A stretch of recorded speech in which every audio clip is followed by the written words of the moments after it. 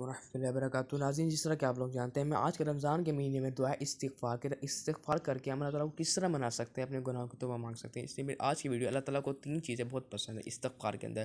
ناظرین، پہلے میرے یوٹیوب چینل کو سبسکرائب کریں، میری فل ویڈیو واچ کریں، جزاک اللہ خیر۔ شروع کرتے ہیں، بسم اللہ۔ ایک تو یہ ہے کہ بندہ اس کی تعریف بیان کرے، اور بے شک تمام تعریفیں اللہ ہی کے لیے ہیں اور اللہ کی ذات کی تعریفوں کے لائق ہے۔ دوسرا یہ کہ بندہ اللہ سے اپنے گناہوں کی معافی مانگے، بے شک اللہ تعالیٰ غفور الرحیم، اور گناہوں کی سزا دینے کے بجائے گناہوں کو معاف کرنا کی زیادہ پسند فرماتا ہے، بشرط کہ بندے سچے دل سے اپنے گناہوں کی معافی مانگے۔ تیسری بات جو اللہ کو پسند ہے وہ یہ ہے کہ ہر ایمان والا اس کے پیارے رسول اللہ آقا صلی اللہ علیہ وسلم کی مدار مدنی تاجدار حضرت محمد صلی اللہ علیہ وسلم پر درود سلام بھیجے۔